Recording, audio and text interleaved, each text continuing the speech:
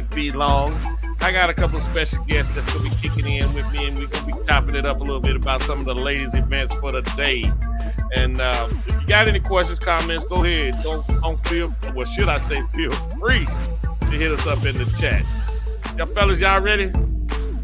Yeah, ready. All right, let's do this. And then what I'm going to do is go ahead and bring y'all on and let y'all go ahead and tell the people who you are, the celebrities that y'all are at this point in time. I'm Seamus, the one and only. Seamus, the one and only. And I'm the coach showing up on here to talk about everything South Florida. You know, that's the Dolphins, the Heat, and them Hurricanes. Oh my goodness, boy! Listen, boy. Hey, well, listen, gentlemen. Let's go ahead and go and get into it. And as y'all know, I mean, y'all Dolphin fans and shit. I see your Heat gear and going. I'm an old school Heat Miami fan too. You know what I'm saying? I like to be a homer, but boy, they make it hard to be a homer and shit, especially them there. Yeah, them Dolphins and shit. We're gonna talk about them because I told everybody what was gonna happen to their ass today, and nobody wanted to believe me. I told them my Ravens was gonna put feet up in their butts, and what did they do? They not just put foot up in their butt; they put both feet up in their butt. You know what I'm saying? So I don't know. What's your take on them Dolphins, man? I think they pretenders all the way pretenders. But you Dolphin fans have, I don't know, something wrong with y'all and shit. Maybe too much water in your head or something. Y'all think them boys are actually contenders? What you think there, Seamus? You want to defend your team? Yeah, I'm a defender, man. I mean, I think they can take contenders. Now, pretenders. We might be pretenders this year, but at the end of the day, we contenders too. Because, like I told Coach, I said we can beat any team in the NFL, but we can also lose to any team in the NFL. We got that kind of team, you know what I mean? And right now, I think with the injuries that the Dolphins been dealing with all year long, it's just the injury bug, man. It's like it's been hurting them all year, man. They can't get healthy as a team. Man, don't be crying about injuries. Everybody hurt. You know what I'm saying? I know, but everybody got at the same somebody time, hurt this time of the year. Yeah, I mean, it's a difference between hurt and injured. You can play hurt. You can't play injured. Dolphins got a lot. They missing Jalen Phillips, defensive end. Bradley Chubb just got hurt today. Xavier Howard went out today. They just got Holland back. They missing Jerron Baker, the middle linebacker. He's out. You know what I mean? They missing another starting offensive lineman. So I mean, they missing a lot of people, man. But I mean, hey, that's football, like you say. You got to be able to deal with it. But for me, far as the Dolphins go, they team wise go, I just think, man, at the end of the day, man, they just gonna have to be able to show up and be able to beat good teams. And if they can't beat good teams, man, they're not gonna make it far in the playoff. So yeah, they're a playoff team now. They made the playoff. They in the playoff. But as of right now, man, I honestly can't even see them getting past the first round. Really can't. I mean, that's just the reality of the whole thing. So we'll see. We'll see, man. Benny, you buying into that? Man, listen, man. Yeah, listen. I'm a Dolphin fan. First off, let me say that. It's not gonna sound like it what I'm about to say, but yeah, I'm a Dolphin fan. The thing is, man, I really don't like the type of football they play. You know, for me, it's a lot of gadget ball. You know, I think they have some talent. You know, but I think the type of football they play, I don't think you can win. You can beat good teams with that. You know, and you see Matata as the coach. You know, I say that because I coached high school football for 10 years, so I know a little bit about the game. And yeah, just that trickery ball, man. When it comes down to it, when you play against good teams, I think when the teams are evenly matched, as well as when you're dealing with some superior coaching, you're not going to be able to trick those type of teams with this deception football that the Miami Dolphins like to play with Tyreek Hill. Sometimes you got to ball your fists up, bite down on your mouthpiece, and play football. And I think when it get to that point, I think we're at a disadvantage. You know, I think we solely rely on deception. We do a lot of motion, you know, trying to trick teams, trying to gain leverage and advantages and things like that. But I think at this time of year in football, there's enough film on what you're trying to do, right? You know, I think the good teams like Baltimore, like Buffalo, when we start talking about maybe Cincinnati, and some of these other teams. There's enough film on what you're trying to do. The Cleveland Browns, and I don't think that deception ball is going to win. You know, I think sometimes you got to line up and just play basic fundamental football, and I don't think we're good at that. You know, so if our deception not working, and the trick football ain't working, all the trickery not working, I think the Dolphins are in trouble. And I think that's what you're seeing today. I think for the first quarter, the first half, some of that stuff was working. But when it came down to the third quarter and the fourth quarter, I think Baltimore hadn't seen enough. And defensively, they were sound. I understand what Shane is saying that we'll void a lot of our star players and things like that. But even before those guys got hurt, if I'm not mistaken, I don't think the only team we beat with a winning record is the Dallas Cowboys. We go on the road against these good teams. That type of ball don't travel. I said it like that. That type of ball don't travel well when you have to go on the road. It's good at home when you got the crowd behind you. But when you're on the road, that type of football don't travel well. Absolutely. I agree with you here. I mean, you hit a lot of key points for somebody that's a Dolph fan, and you're right on point with that stuff. All that tricking.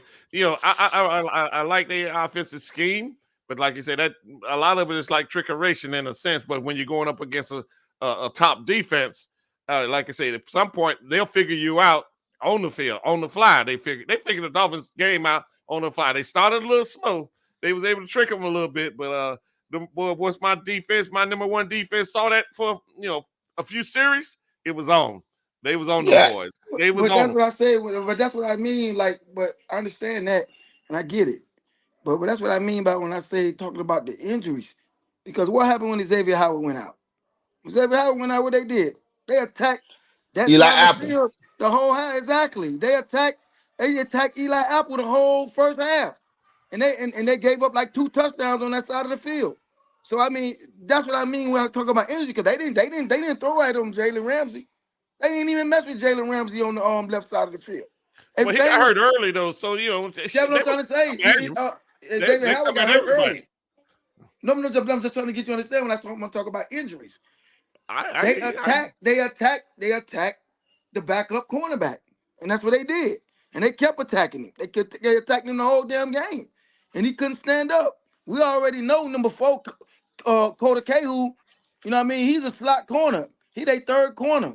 We don't know what he's been doing all year long when it's time for him to match up against any number 1 or 2 receiver. He don't do too good.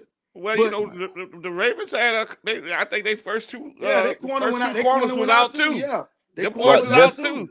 Their corner out, their starting safety. I think their starting offensive lineman, the best running backs. The best running backs was out. So I think they were dealing with injuries also, and that's another problem with the Dolphins is I hear this term that Mike Tannenbaum on ESPN like to use, and I give him credit for that. Force multipliers, right? Saying that when you have a force multiplier at the quarterback position, that player can make everybody around him better.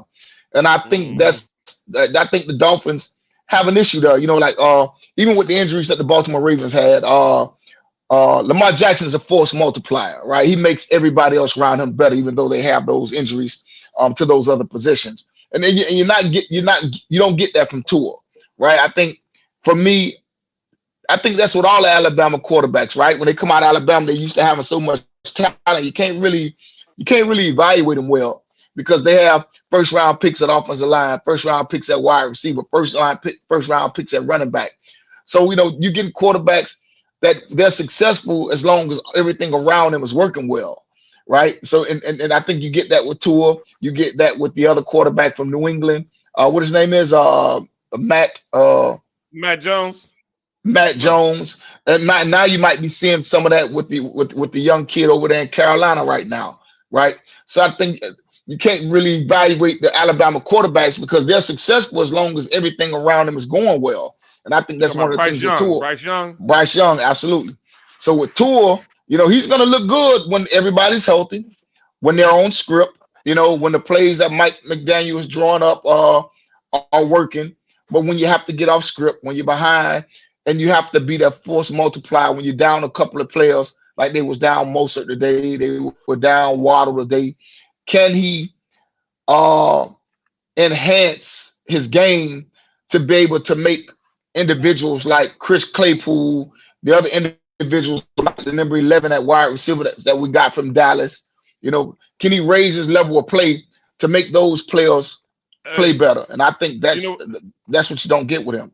When you say that force multiplier, it kind of reminds me a little bit. Remember back when Cam Newton was taking all that heat about game managers and game changers? Right. This is what Cam was talking about. You know what I'm saying? Absolutely. You hit it right on the head. He was talking about people like Lamar and who else he mentioned as a game changer. And boy, people got on him so bad and stuff like he didn't know what the hell he was talking about. They forgot what Cam did when he stepped up in this league, so he knew. Tua is not a game changer. He's a manager. Right. Yeah, he's a manager. Right. That's exactly. He's a manager. Exactly. He's a manager. He's a manager. Mm. So when people start getting hurt, when players start getting hurt around him, players that he really count on, and the Dolphins count on to make plays and make their team go, he's not the same. He's not going to be the same quarterback for you. So yeah. So you talking about a big difference when you talk about Lamar Jackson and Tua. I mean, you talking about one of the best quarterbacks in the NFL versus, like you say, a game manager. Well, they was trying to make Tua the MVP when the Dolphins was ripping through everybody. Like Coach said, it's easy to be MVP. It's easy to be called MVP when you got all your players around you and everything clicking. But Coach was saying, they wasn't beating nobody. All those teams they was ripping through, they had less than a 500 record. I mean, but at the end of the day, he had all his pieces. That's when they were running the track meet through everybody until they ran up on that. Who slowed their ass down and stuff and well, the first game was the Philadelphia Eagles. No, I'm sorry, Buffalo Bills put up 40 on them at halftime. Yeah, right. Put up 40 on them at halftime, and they had all their people. They've been hurt all year. They've been hurt all year, man. I ain't making excuses for them. But what I'm saying is that they've been hurt all year. But like Coach say, in order for him to flourish, everybody got to be healthy. Everybody got to be available for him to be able to be at his best. If you got people out and some people not there, it's going to affect him. It's going to affect him because he's used to people. That whole offense is catered around. It's a system type offense. Starts with Tyreek Hill, and then it ends with basically Jalen Waddle in the running game on offense. Tyreek Hill is gonna put fear in the defense to where everybody got to drop back. So they're not gonna get the 8. Dolphins never gonna get the 8 in the box.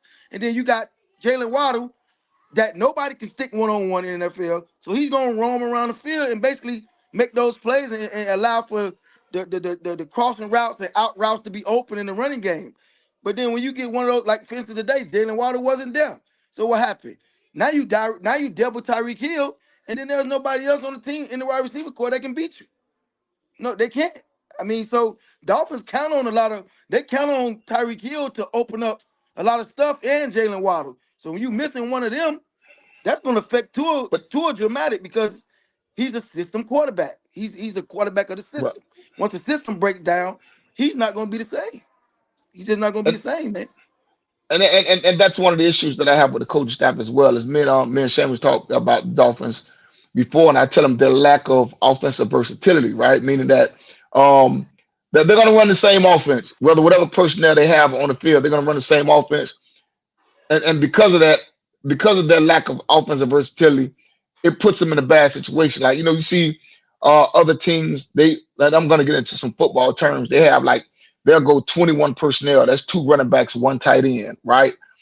Things like that. We see, but the Dolphins, for some reason, they'll stay in 11 personnel where they have 1 tight end, 1 running back. But you see other offenses, they go what we call unbalanced line. They may have 3 tight ends out there, or they have 2 extra offensive linemen out there. They go ace formation with 2 tight ends on one side or 2 tight ends on the same side. They have different variations or what we call offensive versatility, and that makes the defense think. Defense have to get out there and think about, what package you're in, who you have on the field, what's the strength of this particular formation versus another particular formation. And the Dolphins they have the creativity based on what they want to do offensively, but it's still at the nuts and bolts of it. It's either what we call 11 personnel, 1 tight end, 1 running back, or we get 2-by-2 sets. That's 4 wide receivers on the field at the same time. what they call 10 personnel. So that's all they run basically, and with a lot of motion. So at the end of the day, if that's not working for you, they don't have anything where they can go where they can go run heavy packages and stuff like that. You look at their tight ends. Their tight ends are undersized. Their tight ends are pass catching receivers. And then you seen some of the thing that Baltimore did. Baltimore early in the game when Miami speed seemed like it was able to kind of deal with Baltimore a little bit. Baltimore style of pulling out the two tight end sets. They bring out the big fullback, which is an offensive lineman, Picard. They line him up at H back. They line him at fullback. So they started getting big sets out, and they just started running right at the Dolphins. So now the Dolphins are balanced, which eventually opened up that big deep pass for Zay Flowers down the sideline. So just their lack of offensive versatility, man. I think with the lack of having a force multiplier at the quarterback position, I don't see them competing with these good teams. Like today, we had a battle for the two so-called top teams in the AFC, and the winner would be able to have the number one seed. And we seen one team just completely get massacred. I think the scope. They got foot up their ass. Yeah, exactly. Right. Right. Exactly. So. And they put up 56 points on them boys. That's a lot. That's a lot. Right, and keep in mind too, we talk about injuries. Shit, they lost. My Ravens lost Mark Andrews, one of the best tight ends in the league. They lost him early in the season. And let's be honest. Let's be honest. The difference is Lamar Jackson. Hey, Baltimore got Lamar Jackson. Dolphins got Tua. That's the difference. Well, y'all Dolphins fans thought Tua was a franchise quarterback. Tom Flores, but what I'm saying is that doesn't mean Tua is a bad quarterback. It's just levels to this. Lamar Jackson is an elite quarterback. He's elite. Tua ain't elite. Tua is a good game managing quarterback. Lamar Jackson is elite. Period. I mean that just if you took Lamar Jackson and put him on the Dolphins, then the Dolphins would have won 56 to 14. Yeah. I mean, I can just imagine him throwing to Tyreek. Lamar throwing to Tyreek. Thank you. Maybe that's what I'm trying to say. If you put Lamar Jackson on the Dolphins, you swap quarterbacks, Dolphins win 56 to 19. I mean, and the thing about it is. Right, and as a Dolphin fan, we had an opportunity for that to happen earlier this year. When Lamar was on the, they told him to go out there and seek a trade, and it was clear he wanted to come to Miami, right? But for some reason, you had all these NFL teams talking about they wasn't interested. They wasn't interested in Lamar, right? And I think the Dolphins they ain't into downplaying that man. Lamar, right, absolutely. I take Lamar against anybody, any quarterback. I take him against in the NFL, and he wanted to come home. Right, he's from South Florida. He wanted to come home. He made that clear, and the Dolphins didn't show. And the Dolphins didn't show any interest whatsoever. So, they tried to sell us on tour. I think they did disservice to the Dolphin fans, right? The South Florida community. To bring it home. They could have brought home a hometown kid, who, like Seamus said, is one of the elite quarterbacks in the National Football League. And I don't know I don't know what their agenda was, or they just truly grossly overestimated the play that they have at the quarterback position. But we see right now, like you say, he's elite. And the problem with Tua is that to make a serious run in the NFL playoffs, you're gonna have to go in the AFC against elite caliber quarterbacks. Mm-hmm. And every game the Dolphins play, whether it's against Buffalo, whether it's against Baltimore, whether it's against Kansas City, even against Cleveland. Now Flacco could probably beat them. Right. I'm not Cleveland, but let's say Cincinnati. Right. We say Cincinnati with Joe Burrow. Possibly in the near future. You're talking about the quarterback out there in San Diego, right? Yeah, you're talking about Herbert. Herbert and Justin Herbert. Absolutely. There's a good chance that the Dolphins have the weakest quarterback out of all of them. Out of all those teams, right? Remember what Flores was trying to tell him from the giddy-up. And you know what the crazy part about it? I think the Dolphins front office know that. I think the GM know that. You know what I mean? I think that's why he was offered the contract he was offered at the beginning of the year. Because it's really a show me what you can do contract. Ain't nothing guaranteed. Basically, Tua got to show the Dolphins what type of quarterback he is. And at the end of the day, based on his play and what he showed him, that's what's going to happen at the end of this year. And I really honestly believe that Greer, the GM, really which I love Greer because he been making great decisions since he been at the Dolphins. And I know one thing he did. He realized he evaluated Tua this year, and he gave him that contract based on the evaluation. It's an evaluation contract. And I honestly think, based on what he see as an elite quarterback is in Lamar Jackson, and knowing that Tua can't beat the elite quarterbacks, he's gonna be out there trying to get him one. He gonna get him one, and I don't know whether it's, he may not get him an elite quarterback right now, but he gonna go get a quarterback that got the opportunity to be elite in the future. But because right now I'm looking at Tua, and being to tell you, I love Tua, but at the end of the day, man, you see the difference between him and the quarterback that you need to win a Super Bowl or go far in playoffs. And he ain't that. Well, they decided to roll the dice on him like that, and like I said, they wanted him to be their face of their franchise. They really didn't have a choice though. But what are you gonna do? You didn't have a choice. It's not like quarterbacks growing on trees. You didn't have no choice. You picked him. You picked him with a top 5 pick. You got to roll the dice on him. The thing was that every Tua got hurt every year, so that kind of like didn't give you the opportunity to gauge where he was as a quarterback. But now he's been healthy the whole year. He done played every game. He done had opportunity to go up against every elite quarterback in every situation, home, away. And you can honestly look and see the difference between elite and Tua. And Tua ain't elite, man. And if you want to win, if you want to go to the Super Bowl or go far in the playoff, you're going to have to go get you one of them quarterbacks, man. I don't know how you're going to get it, but you got to go get you one. Yeah, listen, the only way they're going to let Tua go at this point is if he still continue to get concussions. Thank God he hasn't had any yet this year. Well, because that's going to end his career. Those concussions is what's going to end his career. Hey, Bingo, I think they're going to go get one anyway, bro. You think so? If you looking at it like we looking at it, he ain't it. Well, listen, you remember Flores was trying to tell them that from the video. He's a good quarter. He might be a good quarterback, but he ain't it. You see what the elite is, and he ain't that. That's true. He ain't got that it factor, as they say. No, exactly. Huh? No, he's not it. He's not it. He'll take you to the playoff. He'll win you enough games to where you can't get a good quarterback in the draft, but he ain't that. Yeah, I'm curious. Like I said, I don't think they'll get up off him because they done invested too much into him. And Mike McDaniel likes him now. You know what I'm saying? And now all they did what a good GM and management supposed to. They put good players around. When they went and got Tyreek Hill, that was a whole different ball game for him. But you still can't beat the elite quarterbacks. That's you can't just put that all on him though. You know what I'm saying? No, I can't put it all on him. But like Coach say, listen, man. The elite quarterbacks make plays. Did you see Lamar Jackson in that game last week? He had to do it this week. But in that game against San Francisco last week, you see what the difference in that game was Lamar Jackson and Brock Purdy. And you seen that Brock Purdy is Tua. I know. They were trying to call Brock Purdy MVP. I mean, they've been dissing Mark. They just kind of dissed Lamar from the very beginning. I'm gonna tell you. At the very beginning, and Lamar showed you what an MVP quarterback is. You think he MVP? I'm finna show you what an MVP quarterback look like. And he did it. Well, yeah. To be honest,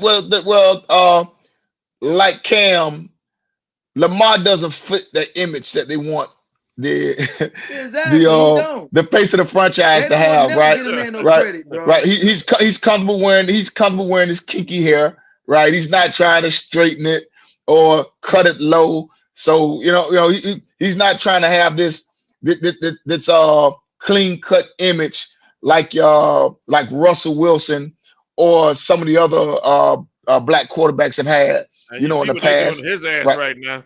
Right, absolutely, right. So Lamar Jackson is unapologetically himself, right? That's what he is. He's unapologetically himself. He's Lamar Jackson, a kid from South Florida, and he's embracing, all that he is and put it on display for the world. So they're not really trying to put that out there to be the face of the NFL, but his talent is shining through, his ability is shining through, and his confidence in himself is on display for the world to see. So I'm happy for that. And again, like whatever moves the Dolphins attempt to make this particular offseason, it's a year too late because they had an opportunity to get Lamar Jackson. Like I said it before, the kid was begging to come home, literally begging to come home. And I'm pretty sure if the Dolphins would have made a significant offer, right, he may have given him a hometown discount because that's how bad he wanted to come home. And it's out there. The whole entire world know that he wanted to come back to South Florida. Man, like I think them other NFL, like you said, Coach, them other NFL GMs, all of them were screaming, "Oh, we don't want Lamar. Right. We ain't gonna do nothing for Lamar." I think that was all coerced and collusion amongst from the NFL and the Ravens. Right. Because see, the NFL didn't want Lamar to go out there and get that Deshaun Watson money. So all these franchises, no, we don't want nothing to do with him and shit. And that's why the Dolphins didn't move. Because they made a concerted effort to make sure he don't go out there and get that much Deshaun Watson money. You know what I'm saying? Yep, that got 250 guaranteed mil. And so that's why they sat back and they said, okay, Baltimore, nobody else is gonna move. We're gonna go ahead and let y'all settle up, make a contract with Lamar and go from that point. And the next year, as soon as who was it? Herbert that signed wound up becoming higher paid and making more money than Lamar. Right. And I do think, and it came out that Lamar said he never asked for the type of money that Deshaun Watson received in Cleveland, right? And I think the Dolphins just had to make a significant offer to where Baltimore may have not wanted to pay as much, for Lamar, and it would have took the 2 first-round draft picks. So, and I think I read an article the other day. They said that that Tua has Lamar Jackson's dream job. And that dream job is to be the quarterback for the Miami Dolphins. That's crazy, right? Yeah. They say Tua has Lamar Jackson's dream job. Now that's crazy.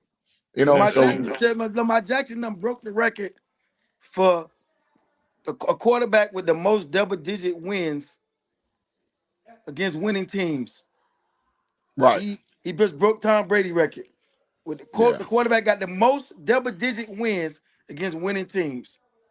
Hey man, the man just win. That's all he do, man. Exactly. So I'm a Dolphin fan, but I'm not really upset that they lost to Baltimore because if they had to lose to anybody, they had to get blown out by anybody. Yeah, I'm glad it was Lamar Jackson. So he could show all those GMs that said that they wasn't interested, that they were good at the quarterback position, that he made all of them look like a fool. Like JJ Watt posted on social media that all those GMs that said that they need to be fired.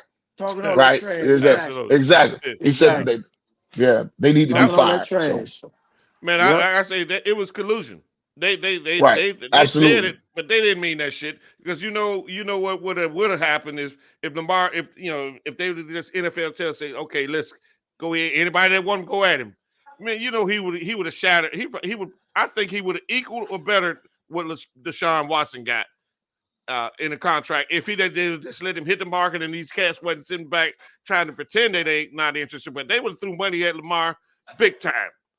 And so now, the Ravens didn't have to spend that much now because the NFL was trying to put a cap. It's basically what they was doing. They put a cap on it. I honestly think the Ravens wasn't trying to let Lamar go either. They weren't. That's why they was in collusion. That was like honestly, that was just something to put out there to try to see what his value was. Right. You know what I mean? On the market. Because they wasn't letting Lamar walk. No, well, I don't think so either, but they wasn't going to allow Lamar to set that market even higher. No, they wasn't. They put a cap on it. They wasn't. You're right. They wasn't going to let the Ravens. But he, Coach say, he wasn't trying to set the market. Because it was already put out there that no quarterback was going to be making that kind of money that Deshaun Watson made. So I think everybody understood that. But at the same time, the Baltimore Ravens, you in negotiations. So the negotiations, you already know how this go. We ain't finna give you what you want, and we know you're not finna take what we offer. So now we got to meet in the middle somewhere with the negotiation part. But at the same time, what the league was putting out there with Lamar Jackson, like you say, it wasn't fair, man, because they honestly were trying to make the man. I seen one contract where they say Lamar Jackson will offer $80 million. And I'm saying to myself, what? 80 million? Right. Yeah, they throw an $80 million number out there. They like basically a real low ball. And I think that ain't had nothing to do with the Baltimore Ravens or Lamar Jackson. People just throwing numbers out there. They was But you trying see to smear him, man. They was trying to how low ball they tried to get it doing to make it seem like he wasn't worth that much money. Yeah. They was trying to diminish his value. And Yeah, right exactly, now, boy, look here. Look what they seeing right now. I said on my earlier show before the season even started, you know, I did a couple of things on the Ravens and Lamar, but I said Lamar he's gonna get the first triple crown of football. MVP of the league, MVP of the AFC Championship game, MVP of the Super Bowl. Yeah, he gonna triple get it, crown. man. He gonna get all three I'm MVP. I'm rooting for him, man. Because right now, bro, he is the best. I'm taking him against anybody. And you know what the crazy part about it? You go look at Lamar Jackson's record against all those starting quarterbacks. I know. And they don't want to mention that. He done whooped all of them. He done whooped all of them. He done whooped Pat Mahomes. He done whooped Josh Allen. He done whooped Joe Burrow. He done whooped all of them. Mm-hmm. But they don't want to give him that credit. Because he ain't like Coach say, he ain't they prototype quarterback or what a quarterback should look like. So You're right. Man. You're right. You're absolutely right and stuff. So anyway, that's where we at right now with the Dolphins. I know y'all straight diehard Miami fans. I should be too, because I was born and raised in the 305, as they say. Had to go across the tracks to go to school. But anyway, I don't know what I listen. We're gonna talk about your Canes tonight. Benny, I mean, Coach, you with the Canes too? Yeah, I'm a Hurricane fan also. I'm everything South Florida, man. Okay, well, damn. I'm everything South Florida. Both of y'all can chime in on this answer. See, everything South Florida. The Panthers, everything South Florida. The Panthers too. I don't follow hockey, but I don't follow hockey and baseball. But when they doing well, I root for them too, man. I want all the South Florida teams to win. Oh, so you jump on the wagon. He put emphasis when they do well. So because I don't really follow. I don't follow them, but when they doing well, I'm happy for them. I'm happy for them. So are you happy with what your Canes are showing right about now?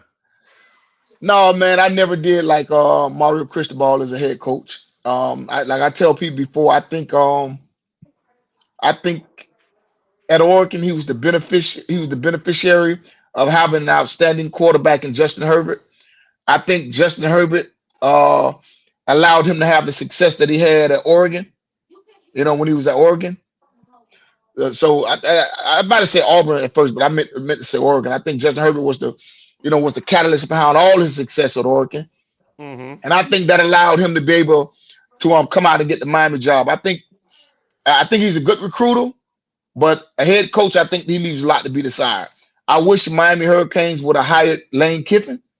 Lane Kiffin keeps the Ole Miss, and we're talking about Ole Miss now in the SEC, and he keeps the Ole Miss competitive, right? They're not recruiting the same type of talent as Alabama, as USC, as Texas, but every year Lane Kiffin has that team 9 wins, 10 wins consistently, and we're talking about in the SEC. We're not talking about in the ACC. We're talking about in the Southeastern Conference, and he has his team ready to play every year. He has NFL experience, right? Head coaching experience. He was the offensive coordinator for Nick Saban, and I heard Nick Saban say something about 2 years ago. Said that he said that Lane Kiffin taught him offensive football, right? So when you hear Nick Saban say something about that Lane Kiffin opened his eyes up to the spread offense. He says he's an old school coach. He more so with the fullback, the running back, and the tight end on the field. He said, and Lane Kiffin had to teach him the ins and outs of the spread offense.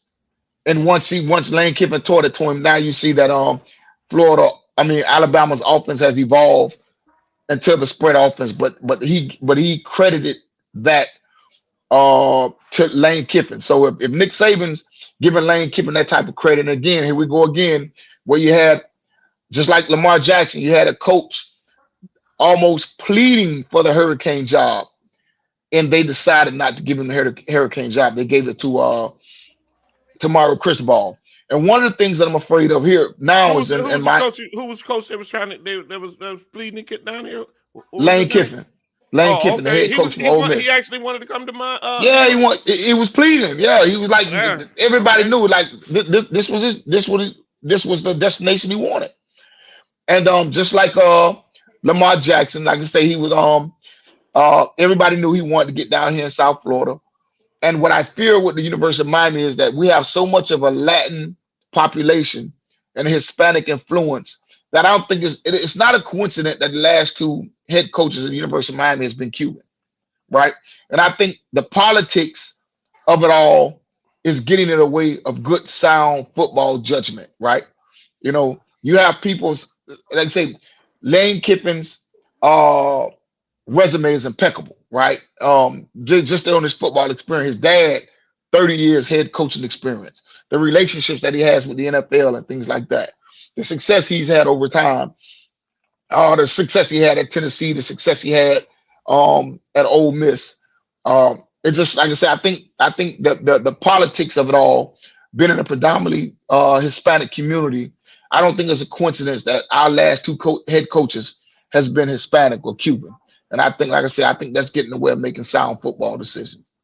Boy, that's an excellent point, Benny. Like I said, I mean, coach, I don't follow you like that because I jumped off their wagon a while back when I realized they weren't gonna have no black quarterback in there. You talk about it's no coincidence that they got two Hispanic coaches in the last two hirings and stuff, and Christopher for me, I mean, he already showed that he to me he ain't an ex and old man because that you remember that game they lost where all they had to do was kneel on the ball and win the game. And Absolutely. So that showed me. I'm like, damn, what is this man thinking? So his coaches, I mean, somebody should have stepped up, coach. All we got to do. So I wasn't sold on him before that, and that was the nail on top of the coffin. That drove the nail in the wood because I'm like, damn, he making a call like that and oh man, he just lost that one. And there's a couple of games I thought his decision making wasn't that great either. And people said, okay, what this is third year, fourth year? What how many years?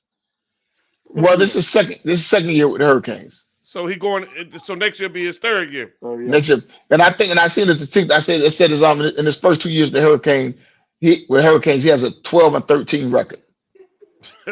So he Right. ain't doing no better than Manny Diaz. No, absolutely. I think Manny did better than him. To be honest with you, I think Man at this point, Manny records probably was better than his. So yeah, so I just and that's the thing. I think they say he's an awesome recruiter. I don't see it, right? I see that when we start talking about top 5 recruiting class and things like that, but it's not showing up on the field. And I think he has a trouble with building a good coaching staff. And this is one thing I tell Seamus about too. I think just coaching high school football for 10 years. I understand the mindset of coaches, right? You're not going to get good coaches to coach at you if they think that they're actually a better coach than you, right? Good coordinators, offensive, defensive coordinators, they'll go coach up under Nick Saban. But I think for the most part, they probably think they're just as good a coaches as Cristobal. So I think that's why he's finding it difficult to get well-established coordinators, right? And for the administration of the Miami Hurricanes, at some point, you're going to have to start treating the Hurricanes with the respect that they deserve. And what I mean by that is that if you're trying to get the Hurricanes back to that level of dominancy or being a national powerhouse, you have to go big fish hunting. Right? And they want us to believe that they went big fish hunting when they went after Mario Cristobal. Mario Cristobal has never won a national championship in college football, right? I don't know if he ever played for. I don't know if he's ever coached a team that played for a national championship for college football. If you want to put Miami Hurricanes back up to the level of national, I'm not going to say recognition because the brand itself is recognized, but competing at a national, competing at a national level, then you need to make a real harsh at Dabo Sweeney, or I said you need to make a push at Nick Saban. That's what you want to do. If you're going to say, okay, we are serious about you, we want you to be back. Hey, even if you get turned down, you need to go big fish hunting, man. And that's it. Show the people that you're for real. Because it sounds good about what Mario Cristobal did at Oregon, but he never won anything at Oregon, right? He never competed for a national championship. He never won a national championship. To me, that's not big game hunting. But Yeah, they're not gonna get those type of coaches. They're just not. I don't care if you go, you could try to go, but first of all, they're not gonna get those type of coaches because those coaches like that don't leave their college programs and go coach nowhere else. Big time coaches, they stay at their programs forever in college football. You don't see the Nick Sabans and the Dabo Sweeneys leaving their schools to go coach nowhere else. They're gonna be there for 15, 20 years. And the big coach is not coming to UM because first of all, UM don't have a big following. They don't pack their stadium, and basically UM is still living off the past. That's what Yeah, they're that's doing. true. That's true. Their name That is is right. living true. off the past. They So done you're rode not that gonna horse get a to coach. death. You're not gonna get a coach to come in here. And I'm gonna tell you like this, man. I'm sick of you, man. I'm a fan and I'm sick of this shit because at the end of the day, bro, it's like if you really look at UM record, they should be 10-2 this year. They should be 10-2. But their coaching lost them at least 5 games this year. You you, you And can then, get and then 5 games. yes. I mean, they should be 10-2.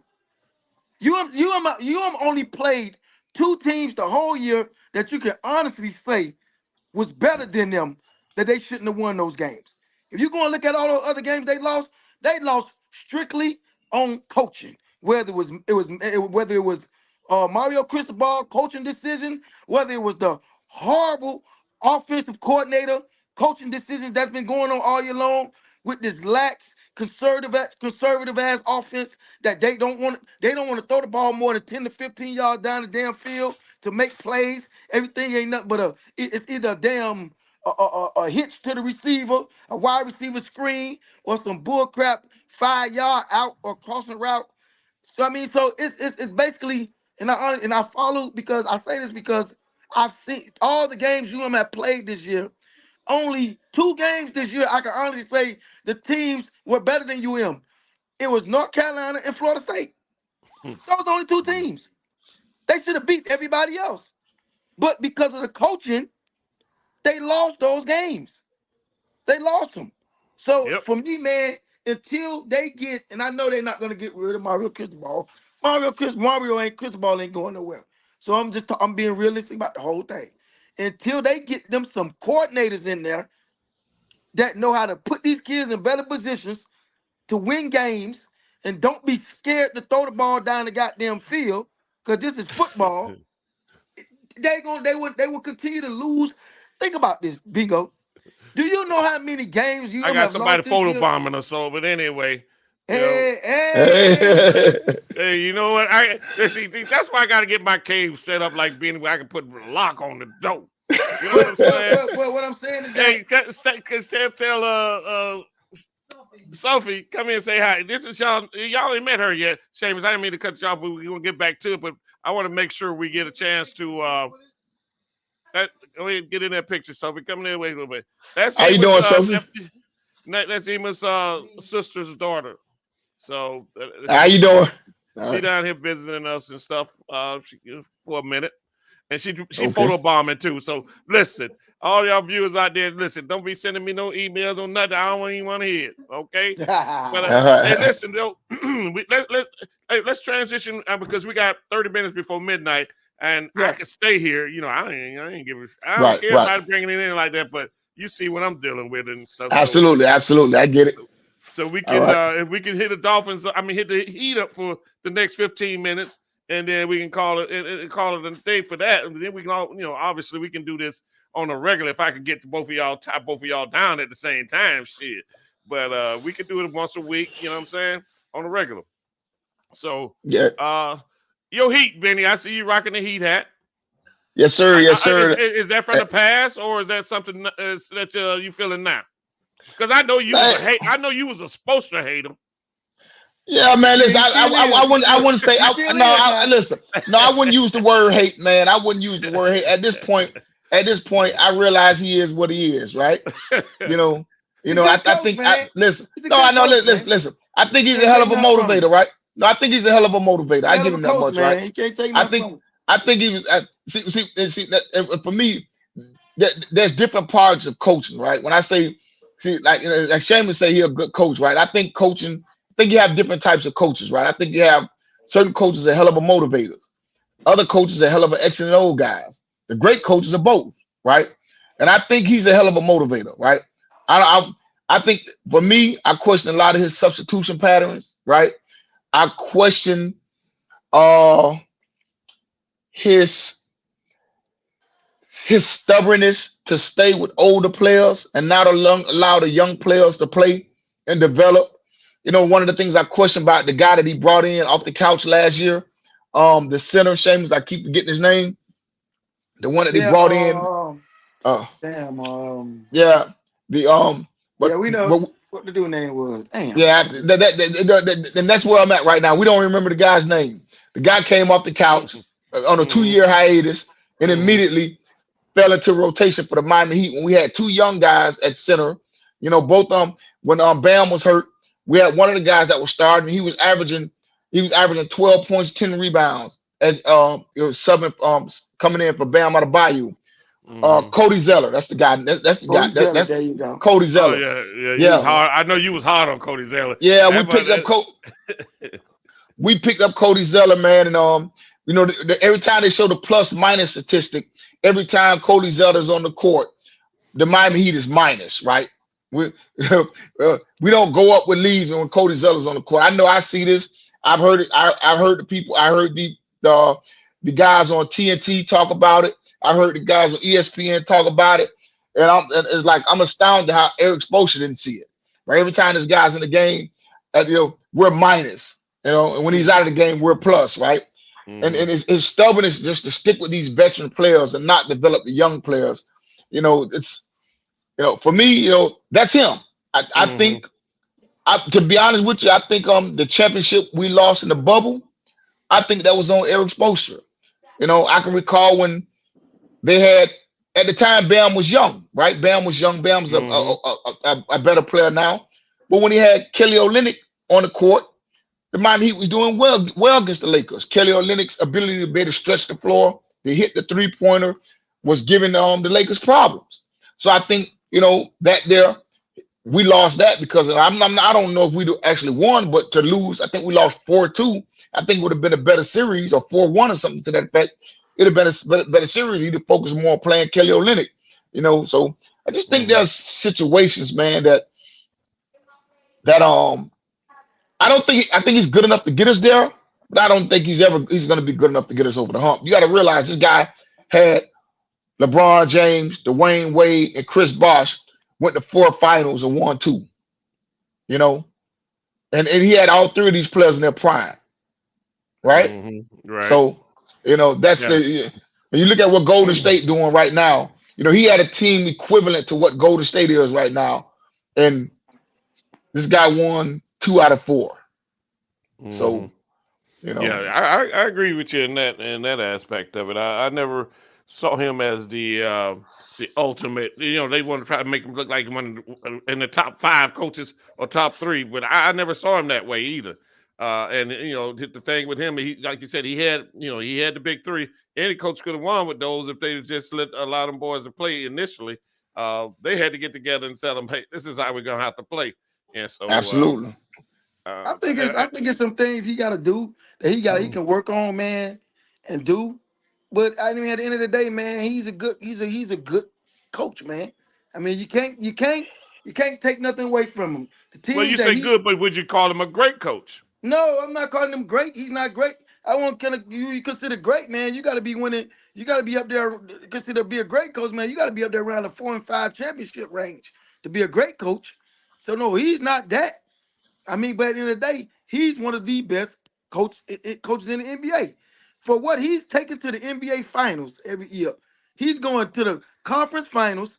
He's going to the finals. He's not getting knocked out in the first round and the second round. He's taking these teams to the finals. I mean, you got teams that on paper way better than the Miami Heat.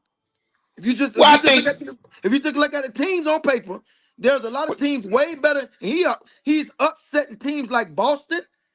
He's upsetting teams like the Milwaukee Bucks. Like this is what he's beating teams with stud players. I mean, you got to give him his credit, man. You got to give him his credit. I don't know what he gonna be and what he should be, but I know for what he's taken to the conference finals and the NBA finals, He's overachieving as a coach every year. He is. That's what he's doing. But He's overachieving every year. and I understand what you're saying, but we can't not overlook the fact that, you know, that takes a little luck too to get that far. We can't overlook the fact that in certain series, Giannis has been hurt when the Heat has played them. But he's been Jason, doing it there. He's been doing it more than one time. No, but I'm saying he did it on 3 or 4 occasions. So no, what I'm saying, but not every year. No, but I'm saying, but when Giannis got hurt, they beat Giannis. But we see when Giannis wasn't hurt, they swept the Heat, right? But so we have to look at that before Giannis got hurt. He was up by 15, 20 points in that game before Giannis got hurt. So I mean, they was already finna win the game. Yeah, well, I ain't gonna say gonna win it, but we know 15 points. NBA teams go on runs. We know that. Like that happens all the time in the NBA, right? But I'm just saying that we can't overlook the fact that, you know, Giannis is hurt in one series, then another series. Then Jason Tatum gets hurt. I understand they didn't have Tyler Hero because Tyler Hero got hurt also. But we can't. Right. But we can't. But we're missing one of our best players. They're missing arguably the best player in the NBA, right? And then you talking about Jason Tatum, probably top 5 player in the NBA. Jason Tatum, they was already down 3-0 with Jason Tatum played the first 3-4 games. When they go down but I'm saying, 3-0. but when they went to game 7 though, Jason Tatum got hurt in the first 2 minutes of the game. So it's like, so we can't, you know, I understand what you're saying, like they get to that final. Like I said, I give them credit for being a hell of a motivator, but we can't, but we can't overlook the fact that, you know, a lot of that stuff too, man, is like, you know, I think some of the luck, you know, just things happen to fall our way, and I do believe that he might be the luckiest coach in the NBA, and so I think he stumbled into certain substitutions because of injuries, right? Like we spoke last year. He would have never played Gabe Vincent if Tyler Hero. Well, Gabe Vincent wouldn't have got as many minutes as I think he probably would have. You're talking about the year before. But if Tyler Hero wouldn't have got hurt. Gabe Vincent played the whole season last year to start quarterback. Well, right. All right. Okay. Well, last year, if Tyler Hero wouldn't have got hurt, then the other guy wouldn't have got the minutes. What his name? The twin brother. The twin guy. Twin brother. Yeah. What his name is? And he ended up having a big Caleb Martin. Caleb Martin. So that's what. So he stumbled into these guys. But you can't, man. Come on, man. You can't stumble in making it to the finals every goddamn year. Right. He's stumbling into these guys. So. Right. I mean, I give him credit, man. He's not one of the best. He ain't great, but he's one of the best. The man do more with less. I don't know how he do it. And one thing I say about the teams he got, they play hard as hell for him, man. Them teams play hard as hell, man. You see people coming off the bench, you don't even know who they is. They out there balling. You like, who the hell is that? So I mean, I get it. I get what you're saying. You know what I mean? His substitution practice, I agree. His substitution practice, I don't agree with. I don't understand why they don't play big men. It's like they go up against 7-footers when they play the West or these Milwaukee. They go against 7-footers and they got 7-footers just sitting on the bench and won't put the 7-footers in the game. So I don't agree with that. But damn, man, what can you say about a man going to the conference finals and the finals every goddamn year? I mean, with nothing. Know, you say every year, but yeah, I thought they overachieved too. Both times. He has done a lot with that team, considering what they had and stuff. But at the same time, exactly. But I don't know how they like stumbled through the East those 2 times. Because injuries played a factor in some of the other teams. But to your point, James, they play better when they down. Yeah, to your point, they always play Boston and Milwaukee tough. Tough, exactly. Always play them tough and stuff. You know, you go back to when LeBron and them was going up against Boston and stuff. You know what I'm saying? So, but yeah, Spoelstra, I mean, to me, you know, I hate when they mention him as one of the greatest because I think he's been overrated big time. He ain't one of the greatest. Overrated. He ain't one of the greatest, man. And I'm kind of mad at Harrison and Riley too, man. Since LeBron pulled it, you know, packed his bags and rolled out, ain't none of the superstars been coming here. No, but see, I'm gonna tell you that's the thing, because I heard Steven Jackson say it, and I know we don't know because we're not in that circle in the NBA, but he said that and I heard him say that that a lot of the players in the NBA don't look at Eric Spoelstra as no hell of a coach because they feel like anybody could have won with LeBron James, Dwayne Wade, and Chris Bosh. And I understand what we're saying right now. I think they acknowledge the fact that he may be a hell of a motivator, but when it comes to when they look at it as being a hell of a coach, I don't think a lot of the players in the NBA view Eric Spoelstra as a hell of a coach, or a coach that can make me better, or a coach that I want to play for, that can put me in the right situation. And I tell y'all, one of my biggest beefs with him as a coach was that LeBron James left Cleveland because he had to do everything in Cleveland to win. And then when he got here with Dwayne Wade and Chris Bosh, he had to do everything in Miami to win. He had to lead them in scoring.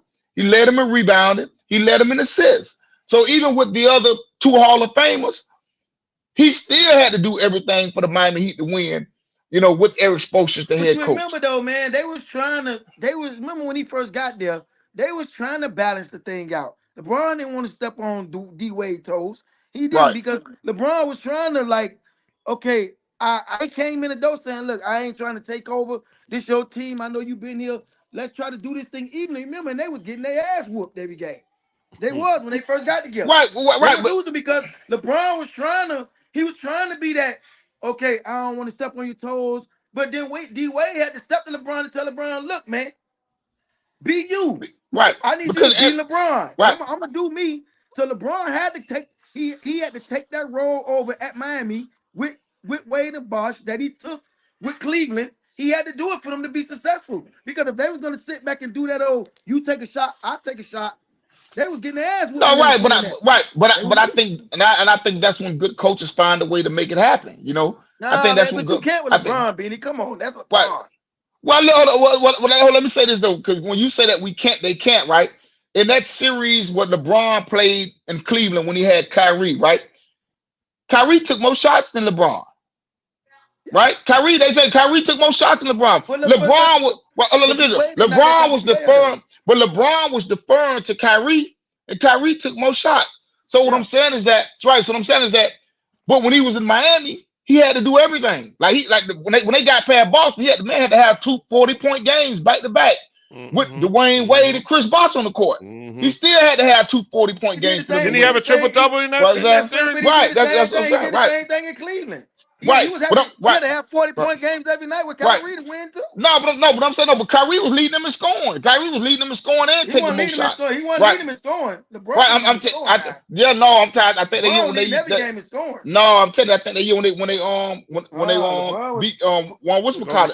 Golden State. When they beat Golden State, I think you need to look at the statistics. He had a good series.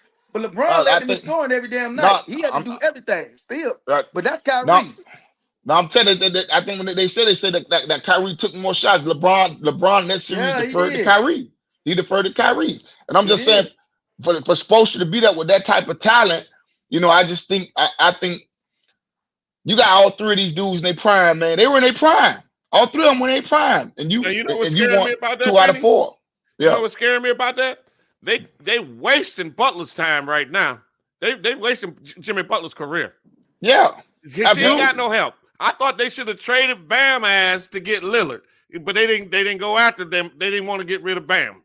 I said, listen, if I'm that's why I say I'm down on Harrison and Riley, because they failed on. Remember Durant don't switch 2 motherfucking teams and they even gave Miami a second thought. Mm-hmm. Kyrie, maybe they didn't want Kyrie because all the things that was going on. But I'm saying, now you got Lillard out there. They should have got Kyrie. They the only person out there right now that I wouldn't trade from that team, and I said it and I keep saying it, is Butler. Everybody else can go. Bam. But I'm gonna tell you why I would trade Butler, right? And me and Shamus get into this argument, right? And I told him, I say, bro, at this point right now, I don't give a damn who Miami trade for. They ain't gonna beat Denver, right? They ain't gonna beat Denver Nuggets, right? And, right. And my thing is right now, Jimmy Butler, 33 years old, man. You ain't gonna beat Denver. You might well go ahead and trade Jimmy Butler to a contender. Trade Jimmy Butler, go young,